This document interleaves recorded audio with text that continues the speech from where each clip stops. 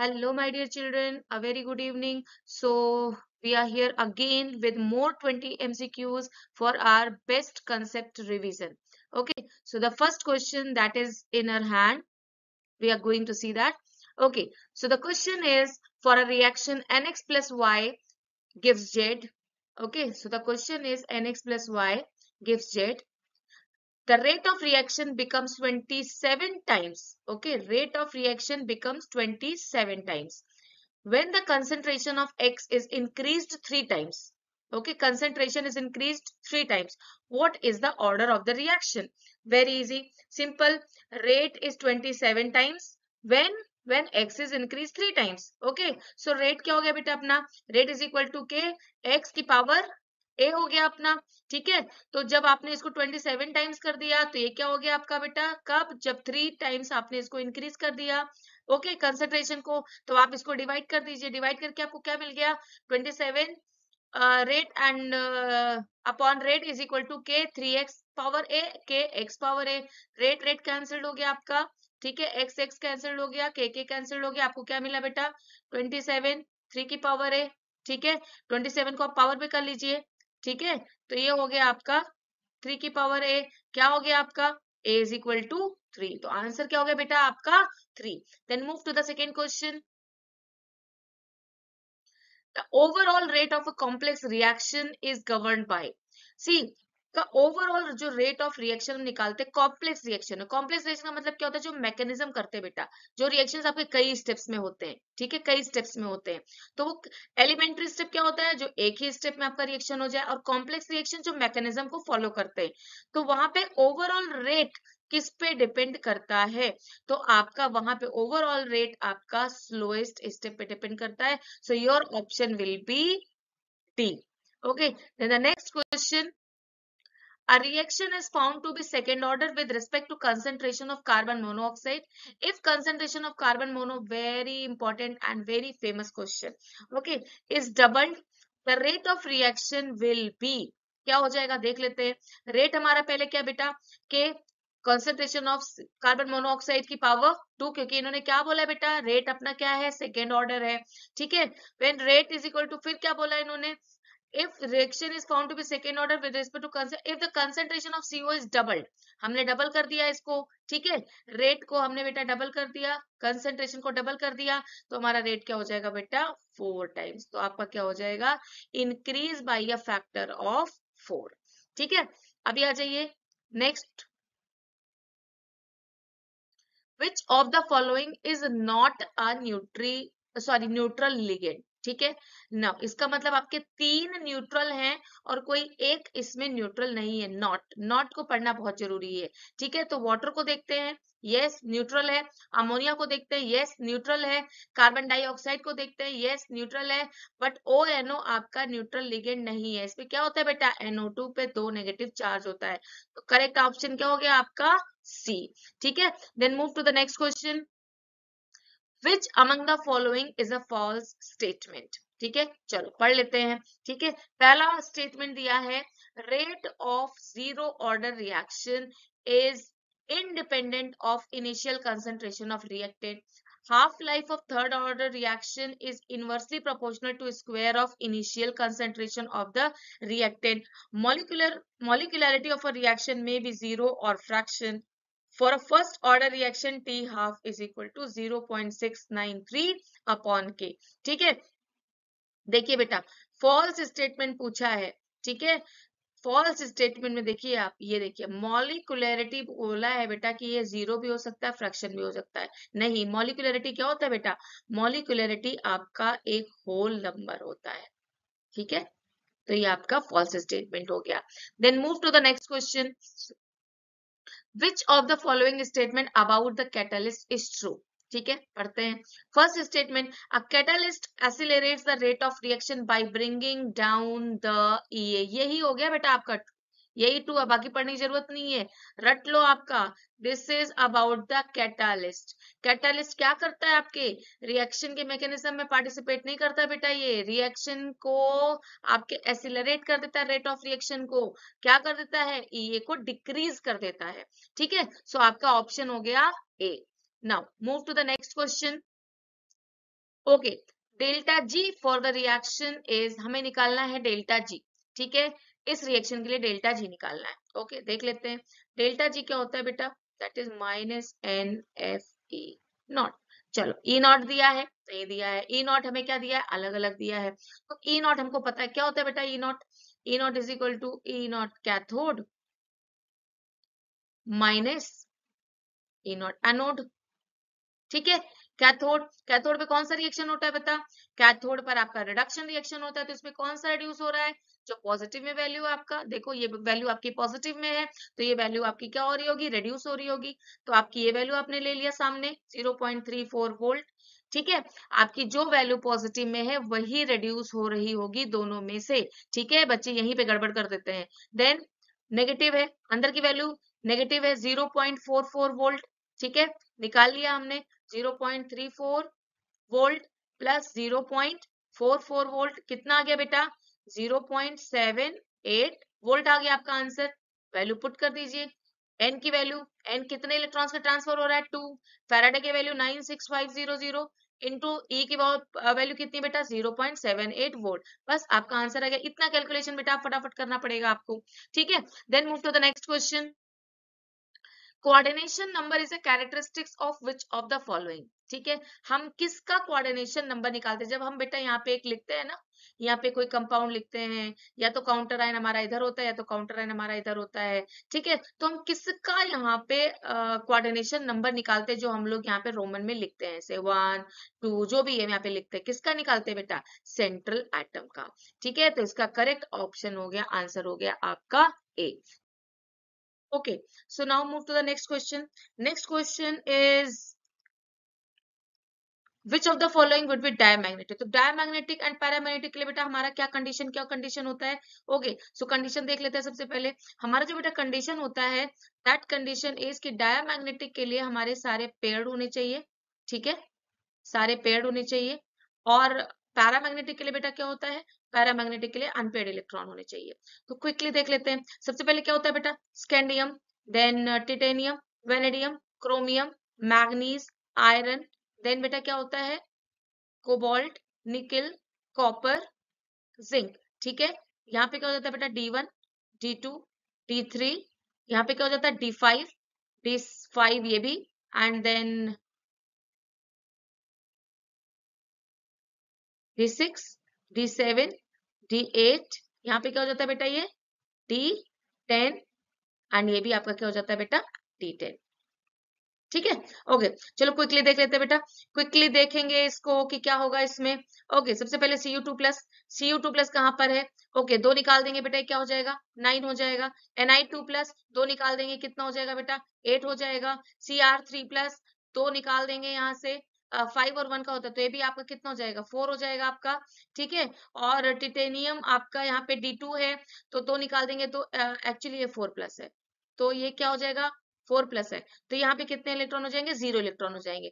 तो बाकी में कहीं पे भी आपका डायमैग्नेटिक नहीं दिख रहा है बेटा, ठीक है, सब जगह अनपेड इलेक्ट्रॉन्स, तो ये आपका 0 वाला टिटेनियम आपका क्या हो गया, डायमैग्नेटिक, ठीक है। Now move to the next question, oxidation of toluene to benzaldehyde, ठीक है, बहुत इंपॉर्टेंट रिएक्शन और कई बार आप लोगों को कर दिया है, ठीक है। CrO2 Cl2 ले लोगे, क्या हो जाता है बेटा यहाँ पे, ये क्या मिल जाता है आपको, बेंजल्डिहाइड, और ये कौन सा रिएक्शन है बेटा, CHO, ये कौन सा रिएक्शन है, Etard, Etard chromyl chloride Etard reaction. Okay, then move to the next question, nitrogen dioxide dissociates into nitric oxide and oxygen, ठीक है, आपके पास रिएक्शन है, if the rate of decrease of concentration of NO2 is this much, then what will be the rate of increase of concentration of O2, तो decrease, this decrease यानी -1/2, okay, because आपने 2 molecules लिया है, and it is equal to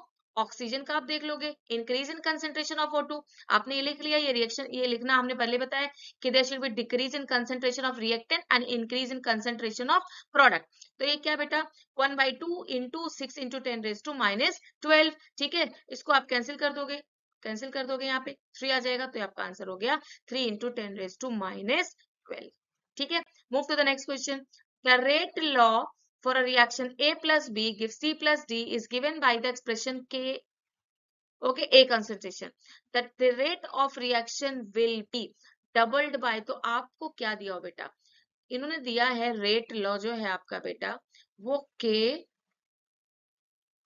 ए है, ठीक है। Okay, अब बेटा क्या हो जाएगा ये, यानी अगर रेट लॉ इसके ऊपर आपका डिपेंड करता है, ठीक है, इसके ऊपर डिपेंड करता है आपका, तो आपका ये डायरेक्ट डिपेंडेंट है, इनवर्सली प्रोपोर्शनल हो गया इसके। तो अब आप क्या करोगे बेटा, doubled on doubling the concentration of B, नहीं, बी के कंसंट्रेशन से कोई लेना देना नहीं है। Halved on reducing the concentration of A to half, yes, अगर हम ए का कंसंट्रेशन हाफ कर देंगे, ठीक है, ए का कंसंट्रेशन हाफ कर देंगे तो हमारा रेट ऑफ लॉ भी हमारा हाफ हो जाएगा, ठीक है, ये हाफ कर देंगे हमारा हाफ हो जाएगा, तो यस, सेकंड आपका इसका सही आंसर होता है। Then next question, a first order reaction is 20% complete in 10 minutes. What is the specific rate constant for the reaction? ठीक है, बहुत इजी है बेटा, बहुत इजी है। तो फर्स्ट ऑर्डर रिएक्शन, ठीक है, फर्स्ट ऑर्डर यानी इनिशियल उसका कंसंट्रेशन बेटा कितना था, इनिशियल हम लिख लेते हैं इसका, मान लो 100 था, ठीक है, कुछ देर के बाद वो 20% कंप्लीट हो गया, तो 20% अगर कंप्लीट हो गया बेटा तो अब बचा कितना आपके पास, बचेगा आपके पास 80 बचेगा ना, ठीक है, 100 था, 20% कंप्लीट, तो अब 80 बचा आपके पास। तो इसके लिए आपके पास क्या निकाल लोगे आप, फर्स्ट ऑर्डर है तो log a naught by a is equal to k t upon 2.303, log a naught की वैल्यू कितनी आप रख दोगे 100 बाई 80, ठीक है, is equal to k t upon 2.303, इसको आप सॉल्व कर लो, 5 4 और log 5 बाई 4, इसकी वैल्यू बेटा यहाँ पे दी नहीं है लेकिन आपको एग्जाम में इसकी वैल्यू दी जाएगी, तो आप इसकी वैल्यू कैसे पुट कर लोगे, log 5 माइनस log 4, इसकी वैल्यू आप पुट कर लोगे और आपको आपका आंसर मिल जाएगा, ठीक है, इसकी वैल्यू बेटा अभी यहाँ दी नहीं बट इसकी वैल्यू आपको दी जाएगी, so you will get your answer, ठीक है, आपका आंसर उसको सॉल्व करते हैं तो 0.0223 मिनट इनवर्स आता है। Then the next question, which of the following has highest osmotic pressure? Highest osmotic pressure, pi is equal to i C R T में पता है, तो अगर NaCl को देखो बेटा, डिसोसिएट होने के बाद कितने आयन मिलते हैं, 2 आयन मिलते हैं, MgCl2 को देखो, CaCl2 को देखो, कितने मिलते हैं डिसोसिएट होने के बाद, 3 आयन मिलते हैं, ठीक है, डिसोसिएट हो रहा है यहाँ पे, तो डिसोसिएट होके आयंस के नंबर हमारे बढ़ रहे हैं, यूरिया NH2CO NH2 एक ही मॉलिक्यूल है बेटा आपका, ये एक ही मॉलिक्यूल है आपका, ठीक है, देन ग्लूकोज अगेन C6H12O6, ये भी आपका एक ही मॉलिक्यूल है, तो आपके नंबर कितने सबसे ज्यादा आयंस किसके पास है, ये डिसोसिएट हो रहा है आपका, तो ये हो गया बेटा आपका option number B is the right answer. Then move to the next question, Debye-Huckel-Unger equation for strong electrolyte, ठीक है, स्ट्रॉन्ग इलेक्ट्रोलाइट के लिए याद होगा अगर हम बेटा ग्राफ प्लॉट करते हैं तो हम क्या देखते हैं यहाँ पे कि बेटा जब हम इनफाइनाइट डायलेशन पे करते हैं तो हमारा lambda m lambda not m के बराबर हो जाता है, ठीक, तो ये इनफाइनाइट डायलेशन पे जब हम करते हैं ड्रॉ करते हैं इसको तो हमारा यही स्ट्रॉन्ग इलेक्ट्रोलाइट के मिलता है, तो अब देख लो आप बेटा इसका ऑप्शन कहाँ पे मिल रहा है, यस, इसका ऑप्शन ये मिल रहा है आपका सी, ठीक है, बहुत इजी था, बहुत ही इजी है कि अगर आप स्ट्रॉन्ग इलेक्ट्रोलाइट की ग्राफ प्लॉट करोगे इनफाइनाइट डायल्यूशन पे तो lambda m is equal to lambda not m के बराबर हो जाता है, कब, जब सी आपका इनफाइनाइट डायल्यूशन है, ठीक है। Now move to the next question, okay, so the next question is we'll have to calculate lambda m NH4OH, ठीक है, ये किसके बराबर है, ठीक है, NH4OH, ऐसा कोई आपको ऑप्शन खोजना है जिसमें आपका NH4OH मिल जाए, ठीक है, तो NH4OH मिलने के लिए देखो आप क्या करोगे, अगर आप ध्यान से देखो तो NH4OH, ठीक है, यहाँ पे OH है और इधर आपके Cl है, ठीक है, तो ये आपको पॉसिबल नहीं होगा क्योंकि यहाँ पे आपका कुछ भी कैंसिल आउट नहीं हो रहा है, यहाँ पे भी NH4 है, यहाँ पे भी NH4 है, दूसरे में आप आ जाओ, दूसरे में भी आपका NaOH पहले हो गया तो ये प्लस और प्लस हो जाएगा, ठीक है, तो यहाँ पर आपका कैंसिल नहीं होने वाला है, ठीक है, sorry, second one we can see, okay, second one में देख लेते हैं क्या है, सेकेंड वन में अगर हम देखते हैं NH4 plus plus Cl minus plus Na plus plus OH minus minus Na plus plus, sorry ये आपका माइनस Na है तो ये आपका माइनस हो गया, ठीक है, माइनस Cl माइनस, ये इस रिएक्शन से मिल जाएगा हमें Cl minus plus minus cancel out, plus minus Na cancel out, हमें मिल गया यहाँ पे NH4OH, ठीक है, तो हमें सेकेंड बेटा रिएक्शन से NH4OH मिल जाएगा। ठीक है, तो हमारा करेक्ट ऑप्शन होता है बी। ठीक, okay, then the next question is first order reaction is, first order reaction है, ठीक है, first order reaction is 50% completed in 1.26 into 10 raised to 14 second. How much time would it take for 100% completion? ये यहाँ पे बेटा एक बहुत बड़ा क्लू है आपके लिए। 100% आपका फर्स्ट ऑर्डर रिएक्शन कभी कंप्लीट नहीं होता है, बहुत टाइम लगता है, तो ये करेक्ट ऑप्शन हो जाएगा आपका इनफाइनाइट। याद रखिएगा, बहुत इंपॉर्टेंट क्वेश्चन है। देन नेक्स्ट आ जाइए, for a zero order reaction the slope in the plot of R versus time. ठीक है, हमने क्या किया बेटा, आर वर्सेस टाइम है, आर वर्सेस टाइम, ठीक है, प्लॉट किया है, ठीक है, जीरो ऑर्डर के लिए। तो बेटा स्लोप, स्लोप क्या हो जाएगा हमारा, the slope in the plot of R versus time, क्या स्लोप होगा, slope will be is equal to minus k. ठीक है, स्लोप क्या हो जाएगा बेटा, it is equal to minus k. ठीक है, then the next question is assertion reason का क्वेश्चन है, बच्चे फंस जाते हैं यहाँ पे। ठीक है, इसलिए मैंने एक क्वेश्चन यहाँ पे डाल दिया है। क्वेश्चन है बेटा कि complex reaction, sorry, complex reaction have same value of order and molecularity. Okay, reason क्या बोल रहा है, molecularity is the number of molecules that participate in the reaction while order is an experimental quantity. तो पहला देखते हैं, क्योंकि सबसे पहले हमें क्या जानना होता है कि क्या दोनों ट्रू हैं या दोनों फॉल्स हैं या एक ट्रू एक फॉल्स, तो हमें ये जानना होता है। ठीक है, ओके, देखते हैं, पहले पढ़ते हैं assertion. Complex reactions have same value of order and molecularity. ठीक है, तो पहली बात, तो कॉम्प्लेक्स रिएक्शन के लिए हम लोग बेटा मॉलिक्यूलरिटी तो कैलकुलेट ही नहीं कर सकते, है ना। कॉम्प्लेक्स रिएक्शन के लिए हम लोग मॉलिक्यूलरिटी नहीं, तो यही पे गलत हो जाता है, क्योंकि कॉम्प्लेक्स हम लोग एलिमेंट्री के लिए मॉलिक्यूलरिटी निकालते हैं। याद आया, रिवाइज हो रहा है ना कंसेप्ट, याद आ रहा है ना सारी चीजें। हम लोग मॉलिक्यूलरिटी बेटा कॉम्प्लेक्स रिएक्शन के लिए निकाल ही नहीं सकते, तो हमारा असर्शन ही क्या हो गया, फॉल्स हो गया। तो अगर असर्शन फॉल्स हो जाता है तो हमारे पास एक ऑप्शन बचता है जो आपके पास फॉर्मेट में दिया जाता है, दैट इज ऑप्शन डी। क्या दिया जाता है कि A is false but R is true. R भी पढ़ लेते हैं हम लोग, कोई बात नहीं। Molecularity is the number of molecules that participate. Yes, अगर हमारे पास दो मॉलिक्यूल है ए प्लस बी, तो मॉलिक्यूलरिटी क्या हो जाएगी बेटा, दो हो जाएगी। While order is an experimental quantity, order हमारा हमेशा मॉलिक्यूलरिटी के बराबर नहीं होता है। ठीक है, सो आई होप आपको जितने भी कंसेप्ट सब रिवाइज हो रहे हैं। Now the next question is which of the following statement is falls in the following. क्या पूछा है बेटा, क्या पूछा है, क्या पूछा है, फॉल्स, अंडरलाइन कर लो, फॉल्स पूछा है। तीन ट्रू होंगे बेटा आपके। Order of reaction may be even zero, okay. Molecularity of a reaction is always a whole number, okay. Molecularity and order always have same value for a reaction, no no no, same value नहीं होता है बेटा। Order of reaction depends upon the mechanism of the reaction, सही है। ये देखो बेटा, आपको molecularity and order always have same value, नहीं नहीं। अगर कोई रिएक्शन ए प्लस बी है, ठीक है, तो इस पे जो भी है बेटा आपका, जो भी यहाँ पे आपने ए और बी लिखा है, ठीक है, और आपका ऑर्डर ऑफ ये आपका जो भी होगा बेटा मॉलिक्यूलरिटी, जैसे कि हम लिख सकते हैं a molecule of A plus B molecule of B.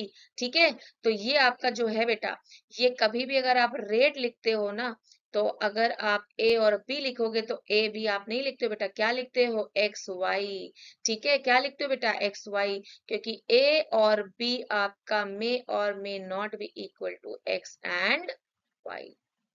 ठीक है, तो ये दोनों की बेटा वैल्यू आपकी सेम वैल्यू नहीं होती है। बाकी बेटा आप देख लो, आपको यहाँ पे डिफरेंस भी पूछा जा सकता है, तो एक चीज वो भी यहीं से फटाफट रिवाइज कर लो। क्या difference, molecularity and order of a reaction, order of a reaction में be even zero, yes, zero order मिलता है हमें। मॉलिक्यूलरिटी ऑफ अ रिएक्शन कभी भी जीरो नहीं होती बेटा, होल नंबर होता है। ठीक है, and then order of reaction depends upon the mechanism, जो मैकेनिज्म करते हैं हम लोग 1 2 3 4, और जो स्लो स्टेप होता है हमारा, वही हमारा क्या बताता है बेटा, ऑर्डर ऑफ द रिएक्शन। तो बहुत सारे क्वेश्चंस हम लोगों ने इन मोर 20 एमसीक्यू से कर लिए। मुझे बिल्कुल टाइम मिलेगा तो मैं और भी 20 एमसीक्यूज लेकर आऊंगी बाकी के चैप्टर्स के। तो बाकी अभी जितना भी है आप इसको रिवाइज करिए फटाफट, और जस्ट जब भी बैठिएगा 5 मिनट 10 मिनट इसको फास्ट फॉरवर्ड में करके फटाफट रिवाइज कर लीजिएगा। Okay, so good habits leads to successful life. ठीक है, गुड हैबिट्स में आपको समय से सोना, समय से खाना, और हमेशा क्या करते जाना बेटा, स्मार्ट वर्क। ठीक है, हमेशा हार्ड वर्क से ही काम नहीं चलता है, तो आपका स्मार्ट वर्क बेटा बहुत ही ज्यादा जरूरी होता है। स्मार्ट वर्क नहीं करोगे एग्जाम में, जैसे कि आपका खूब सारा लिखे जा रहे हो बट टाइम मैनेजमेंट नहीं किया आपने, तो आप सारे क्वेश्चन नहीं कर पाओगे। Okay, so bye bye, thank you so much, good night.